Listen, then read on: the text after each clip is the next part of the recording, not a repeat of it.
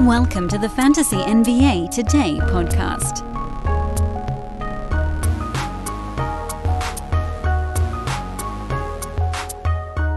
Medium-sized Monday in the books. We've got some recapping to do. We've got the two-at-a-time streamer thing, whatever the hell we want to call it. It's on the docket as well. That is the formula right now here on Fantasy NBA Today. For Monday, Wednesday, and Monday, Tuesday, Wednesday shows. Monday, we'll have reverse chronological lightning rounds until further notice. Maybe not the last one, or maybe we will. I don't know. Maybe we'll do it right until the very damn end. Tuesday, Wednesday will be strictly recap and stream ahead. Thursday will probably be that, with kind of an eye towards the weekend. And then Friday shows are all going to be about, we'll have a little bit of a Thursday recap as opposed to the whole week in review kind of thing. But then also Friday shows are going to be like this last one, focused on the weekend and then the long stream into the following week. And I'm trying to figure out a way to get some of this stuff on social media as well. So hopefully you guys like the format I came up with yesterday. We'll see if, I don't know. I'll tweak it as I see fit. We'll figure this thing out in time, maybe. I don't know. We'll see. Anyway, I'm Dan Vespers. Thanks again for tuning us in as often as you do. Makes a very big difference, especially this time of year. This is the time of the year where I know as teams get eliminated, things of that nature, folks start to trickle off. But whatever you can do to stick with us here, it really would mean the world to me. And we roll through the whole offseason. Don't forget, this show does not break for the offseason. We still go 5 a week throughout, prepping for the following season. Oh, it's a scene, man. It's a scene. Let's dive in. Detroit, playing better these days. Don't let them fool you, man. The Pistons are fighting. I mean, they're still not good, but they won 3 games in a row. They're 6-4 in their last 10 games, and a lot of that is Kade Cunningham. He has kind of figured out the NBA game. Happened at about the same time for Kade as it did for Jalen Greene. This is when it clicks for rookies. February into early March, you start to see the fruits at that point. I mean, it's like clockwork. It's so rare to have a guard or small wing or someone that's really kind of offensively minded figure out the NBA real fast. Who are the rookies that look good at the beginning of this year? Scotty Barnes, big wing. Evan Mobley, power forward. And now you got Kade who's coming on. You got Jalen Greene who's coming on. The littler guys, I know Cade's not like a little guy, but he's a guard. He's effectively a giant point guard. Small shooting, whatever. I mean, normal size shooting guard, playing point guard, whatever you want to call it. He does many things for the Pistons, and the game's starting to slow down. This is just when it happens. Pistons also got a big game out of Marvin Bagley in this one after Isaiah Stewart hurt his knee. He's questionable officially for their next ball game, but there's sort of no reason for Detroit to ram him through. For the Pistons, play again tomorrow, hosting Chicago. They go Friday, Sunday as well this week. I don't know if I would do anything with it in a head-to-head format because there's a chance that Stewart comes back quickly. But, I mean, we still know Bagley would play probably about 20 minutes even if Stewart comes back. So I think this is actually a move I would consider in all formats because if Stewart's out, you're going to see Marvin get a ton of opportunity. Jeremy Grant, Kade Cunningham, Marvin Bagley then kind of become the guys taking shots. Sadiq Bey is also in the mix. He had some foul trouble in this game, but I think you see a front court guy kind of get in there a little bit. So I'd pick him up. See what happens. If he gets the start, trot him out there, mid-30s. And I mean, he played 36 minutes after Stewart had already played the first 9.5. Kelly Olynyk was mostly ineffective. They don't really want to shovel him that many minutes. I don't even know why they signed him, perfectly honest with you. So you can ignore that. But this is an interesting development. Marvin Bagley is not a guy that I would normally say has a better fantasy game than the center he's backing up, but he kind of has a better fantasy game than Isaiah Stewart, who just completely turned his off for this year. That was a weird one. Bogdan Bogdanovic. By the way, this game did go into overtime, I should mention, so you got a little bonus stuff there. Trae Young was horrible, and that's pretty much why they lost. Maybe his worst game of the year. It's down there. John Collins into the starting lineup, so Gallo, whatever that thing was, is done. Clint Capella played 33 minutes in the overtime game. He's not the same this year. I don't know if it's a fire that's missing or what, but you can't do much with him. And then Bogdan Bogdanovich, who, we've been showering with praise here for the better part of a month. Everybody's like, he's going to take a hit when so-and-so comes back. No, not really. He's better than these other guys. Clearing out Cam Reddish actually was kind of helpful for him. Philly beat the daylights out of Chicago. Bulls really didn't have much of a chance when Niko Vucevic was ruled out because they had nothing to throw at Joel Embiid. Embiid just eating people alive. 16 more free throws. James Harden double-doubled. Kind of a quiet game. They didn't need much out of him. Tyrese Maxey was solid, if unspectacular. And Tobias Harris was terrible again. This is still the craziest buy low of all time. He played 37 minutes and just didn't even really get into the mix. George Niang did more in his 19 minutes off the bench than Tobias Harris. I guess the question is, it's a buy low, but how much of the uptick are we going to get? I think I would still do it. You're going to see him starting to get dropped in places, so maybe you don't even need to buy on it. You might even be able to pick him up. I would if he got dropped. I would still give up someone in the 100 range for him. Over on the Bulls side, no Vooch. You're not picking up Tristan Thompson. Even as a starter, he's a disaster of a fantasy play. Ayo is still a go. Kobe White played well off the bench, but you can't trust him on a night-to-night basis. So no big changes there. Even with Vooch out, nobody's the real winner. Just a little bit of stuff for everybody else. DeMar DeRozan, not surprisingly, has kind of come back to earth a bit lately as well. If you look for it, every day has a cause for celebration. Celebrate a friend. Got a promotion. Had a baby. Got married. Life. Who cares? Celebrate yourself for keeping the couch warm. It's no easy feat, especially if that's a big couch. Or maybe you just want to celebrate living in 2022, where you can get beer, wine, and spirits delivered from Drizzly in under 60 minutes, 1 hour, without leaving the aforementioned couch. Right now, Drizzly is giving all new customers $5 off their first order with code FAST5.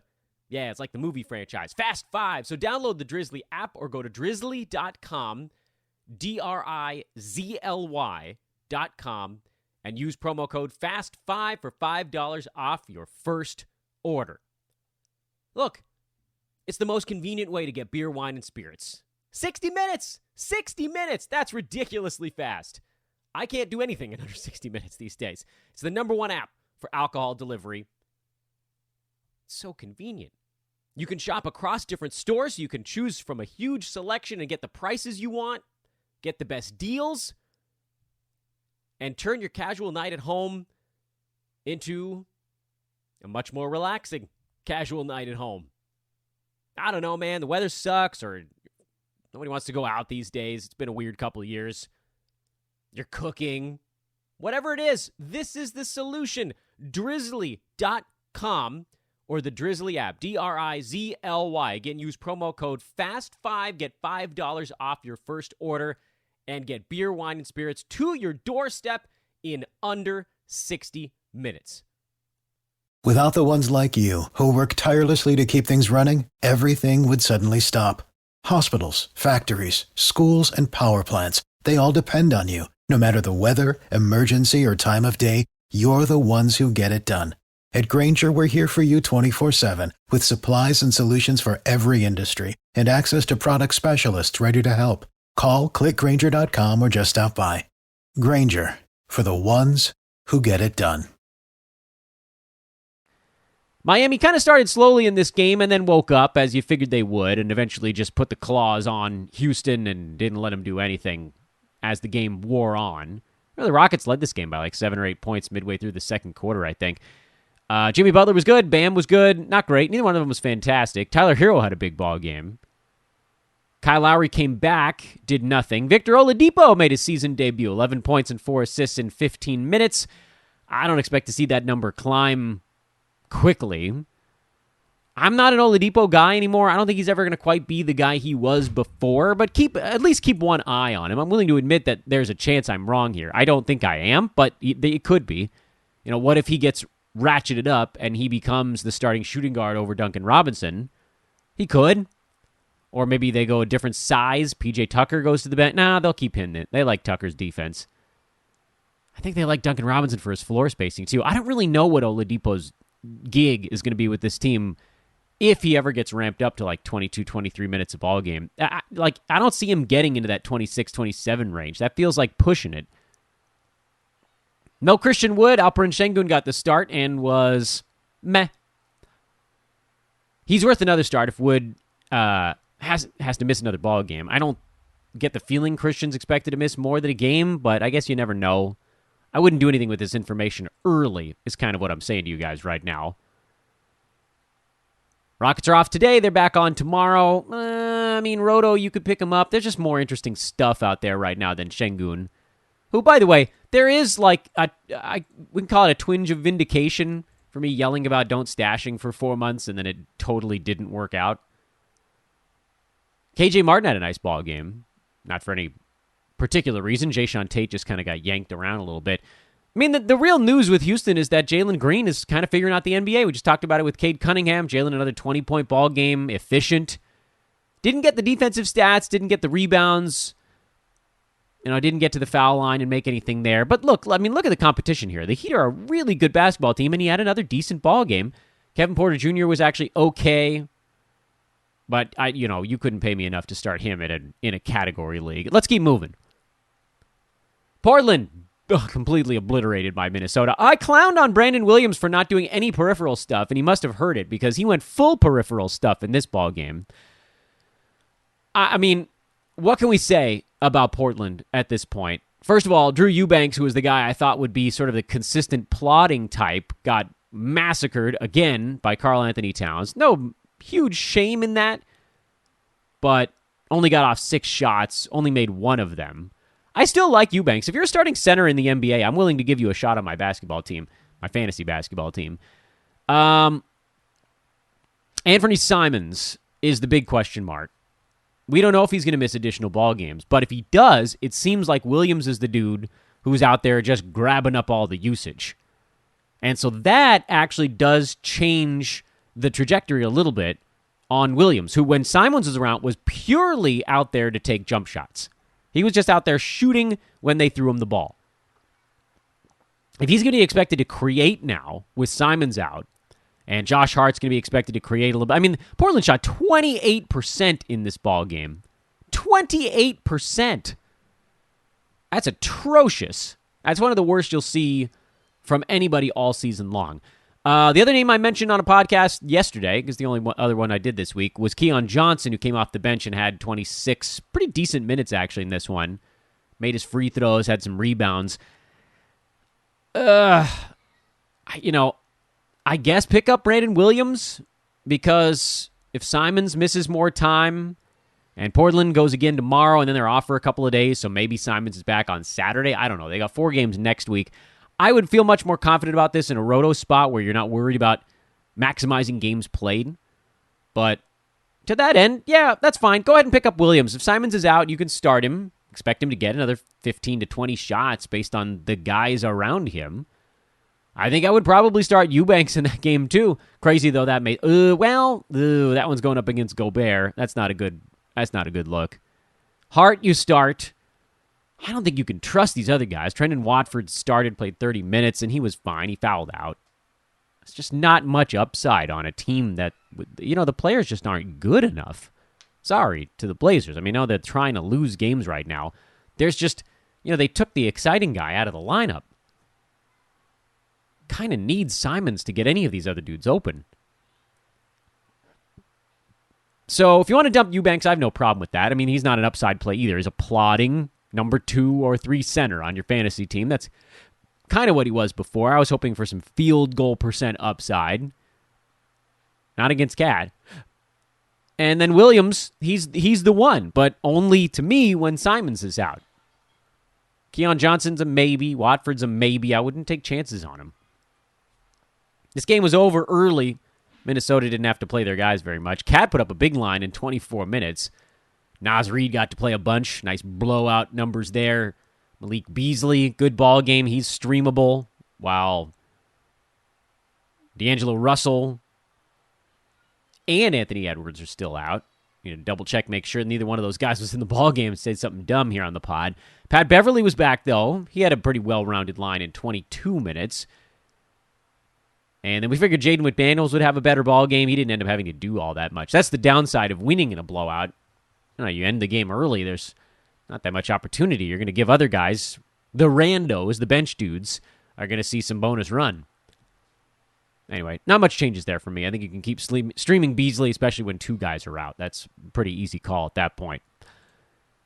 Hope some of you guys checked out our buddies at ThriveFantasy.com. I mentioned that we may have some prizes, and a few of you have hit me up about those. Hopefully more of you will as well. That's going to be the full read today on our buddies at Thrive. Want a prize? Maybe it's Thrive? Perhaps you win? Hit me. At Dan Besbris on Twitter, DanBesbris. I know there's at least one of you that's new every day, even at this weird part of the year, someone looking for some playoff information. Hit me on Twitter, at Dan Besbris. You want an account over at Thrive Fantasy, we can get you a prize involved. It's Prop Bet DFS. It's a great idea. Check them out, but hit me up on Twitter first. That's what you got to do. No Jalen Brunson on the Dallas side. Maxi Kleba came back, so he and Dwight Powell back to sharing the center minutes, so that's no good. Reggie Bullock has faded here after a hot stretch. I think you can probably move on from him. I know the minutes are there, but the usage has started to bottom out a bit, mostly as Spencer Dinwiddie started to do more. Big game for Luka. Dinwiddie, pretty good game as well. I have to like it. He played 40 minutes. Figured this was going to be a nice spot for him with Brunson out. Dorian Finney-Smith trucking along. Those three guys are very startable. When Brunson's back, I would put him in the pecking order ahead of Finney-Smith, and then Dinwiddie would be sort of my fourth favorite among them. But it's interesting, when you pull Brunson out, Dinwiddie jumps over Finney-Smith into that number 2 hole right behind Luka. Utah looked kind of, human in this ball game. Mostly because Donovan Mitchell wasn't very good. That's kind of the thing. If he's not good, the team's not going to be that great.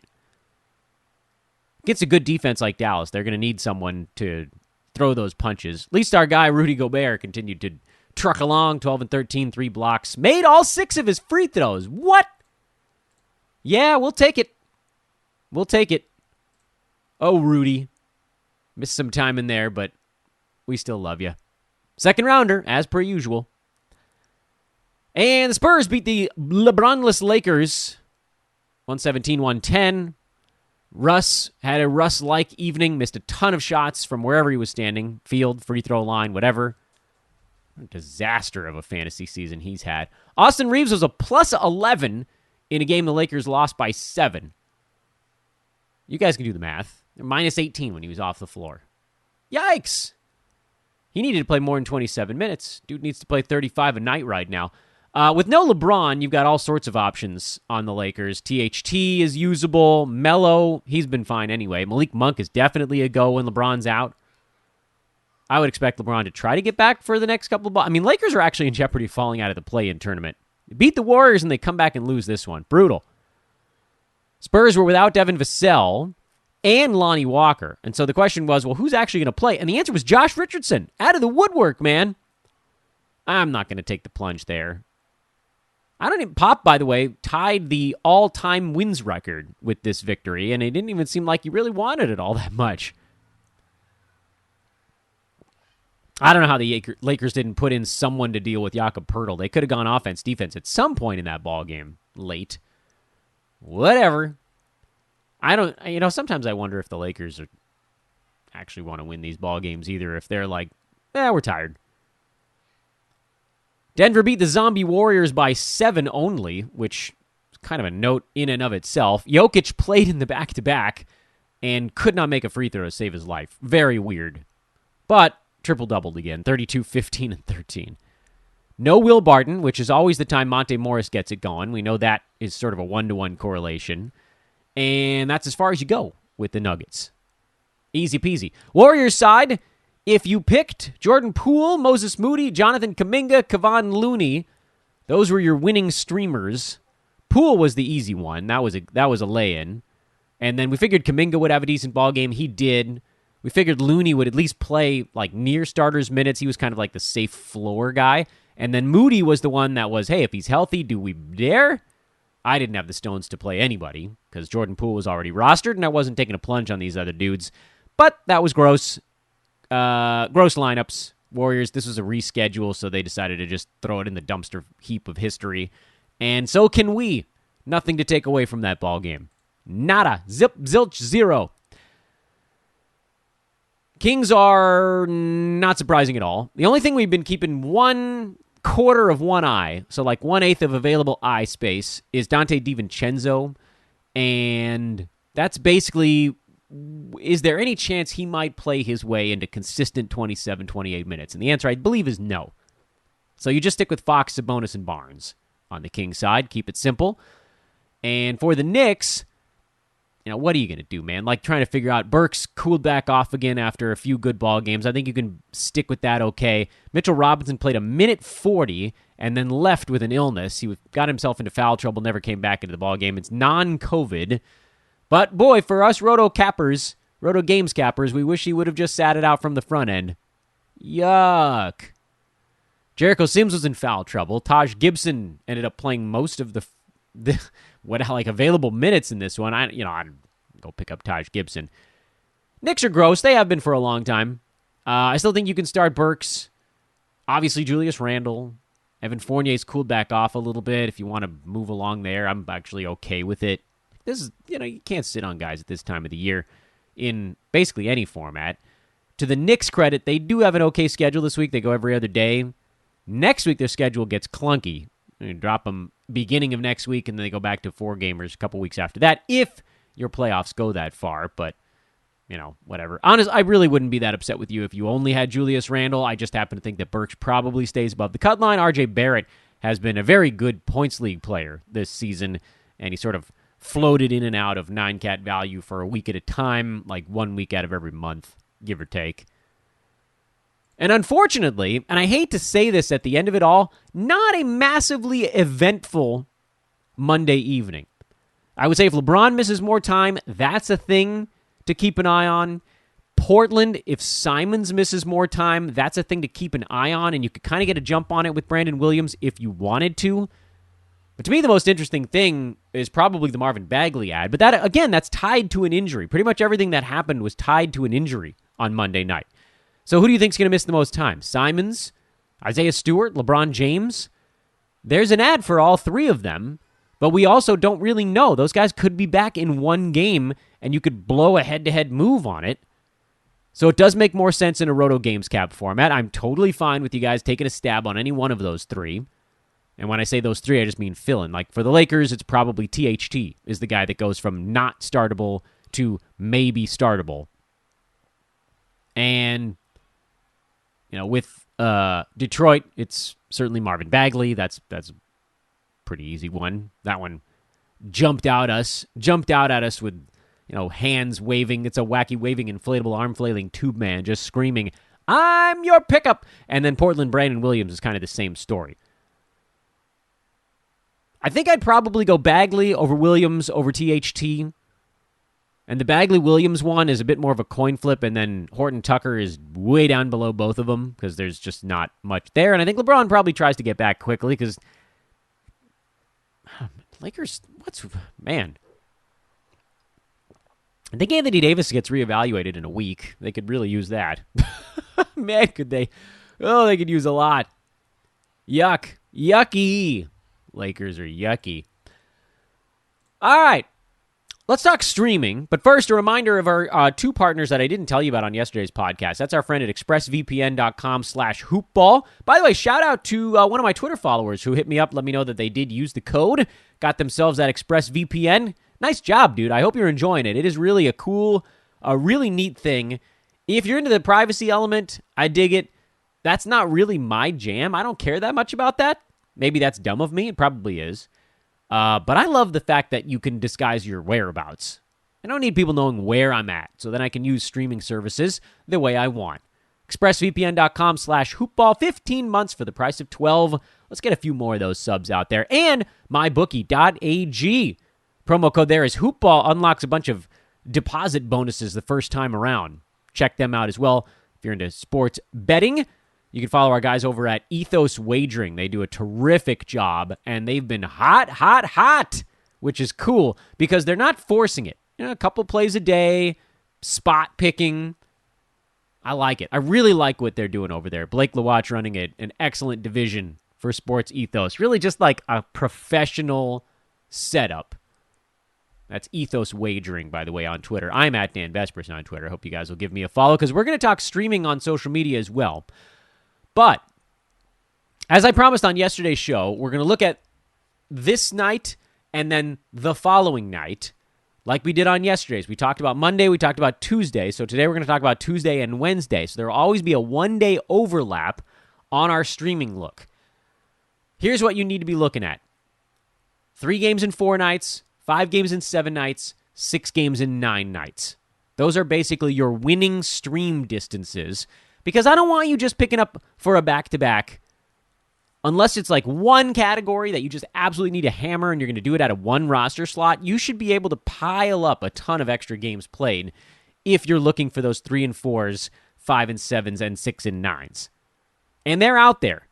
There aren't as many 5 and 7s this year. There haven't been as many postponements. The league has tried to eliminate those for the most part, but they haven't been able to wipe out the 6 and 9s completely, where basically you got a back-to-back, 2 games that are not back-to-backs, and then another back-to-back at the back end of it. So game, off, game, effectively. And there's a bunch of those floating throughout the playoffs. Starting today, if you're looking for interesting spots, and we'll tell you the back-to-backs, Charlotte has a back-to-back today and tomorrow. The Clippers go back-to-back today and tomorrow. The Bucks, the Pelicans, the Thunder, the Magic, the Suns. All of those teams go back-to-back today and tomorrow, Tuesday and Wednesday. Also of note, Charlotte, 3 games in 4 nights. So they play again on Friday this week before a couple days off. So that would be a 4-game stream. Clippers, 5 and 7. That's a big one. If you're making a move for a long stream, Clippers are your jam. Check out who's available on that team. I'm guessing guys like Terrence Mann, Reggie Jackson, Ivica Zubats, Rocco, those guys are probably rostered. But I bet you could find a Luke Kennard or a Marcus Morris or an Amir Coffey or someone like that, or Nick Batum. Those guys are floating around right now. And they're set to play a ton of basketball games between today and Monday of next week. The Bucks is just a back-to-back. That wouldn't be one of my favorites. Pelicans go 3 games in 4 nights. Orlando goes 3 games in 4 nights. Phoenix is a 6 in 9. So if you're going to pick up a Suns player, you should be aiming to hang on to them until next Wednesday. And then their schedule slows down a little bit after that. And that's your streaming stuff happening today. If you were planning one day in advance, here's the way that looks. Denver, remember we told you already, is the only team that has a back-to-back Wednesday and Thursday. The only one. Nobody else goes back-to-back Wednesday, Thursday. So they are literally the only team where on Wednesday you might want to start something fresh that you didn't maybe start today. That said, there are some teams that on Wednesday start a 3 and 4 scenario, but the back-to-back comes a little bit later in the week. Those teams, we're excluding Denver because we already talked about them. They are also, by the way, a 3 and 4, should you feel so inclined to put that on your list. Miami goes 3 games in 4 nights, Wednesday, Friday, Saturday. Minnesota actually has 4 games in 6 nights if you wanted to go that far. They go up until Monday, or you could abandon ship start after Saturday. San Antonio, 3 and 4. Toronto, 3 and 4. Utah, 3 and 4. And Washington, remember, they have a better stretch that starts on Friday. They go 6 and 9 days starting on Friday. If you wanted to go with them early, you'd end up with 7 games in 11 days. It's not terrible, but that is a very long stream. And it's not quite a high enough percentage, I think. That's actually probably longer than you need to go with the stream. So not much to do on Wednesday outside of Denver. That's your one spot, and that stream is really just, I would argue, the back-to-back. Or you could go 3 and 4. If you want to just stretch it a little longer, hold on to that last move until Sunday. The Nuggets would be your shortest available long stream starting on Wednesday. So you got a bunch of options today. We will cover Thursday during tomorrow's show. Tomorrow's show, we're going to remind you of all the stuff we just talked about here for Wednesday, and then we'll kind of turn the page ahead, which again, nobody goes back-to-back Thursday, Friday. So the middle of this week is not a great time to be using up moves for streaming. Today's a day you could drop a few into the bucket. Like you mentioned, the Clippers going 5 times in 7 nights. That's not a situation that presents itself very often, and you kind of need to take advantage of it. It's effectively a 5-game week. That's the way you need to think about that. Then, once we get to Friday, things do loosen up again. Cleveland goes 6 times in 9 days. We already told you Washington goes 6 times in 9 days starting on Friday. So there are some options. There are a number of back-to-backs floating in there. A ton of 3 games in 4 nights starting in there on Friday. Just a lot of them. No other 5s and 7s, though. Clippers are really your one. So that's your team today. The Clippers, if you're looking to really bulk up games played, 5 and 7 starting today. Go get it done. Please drop a 5-star review on the podcast. Please follow me on Twitter. We can talk to one another out that way. Again, I'd love to give you guys some prizes. If not, we'll just keep floating along here, picking up players down the stretch, fighting to the finish line. Half an hour show today, guys. Said it couldn't be done. Here we are. I am Dan Vespers for Fantasy NBA Today, a Sports Ethos presentation. Hey, by the way, it's Ethos Fantasy BK. You got that? Ethos Fantasy BK on Twitter. Best damn news feed on planet Earth. At Dan Vespers. Talk to you guys tomorrow if I don't talk to you on Twitter first. So long.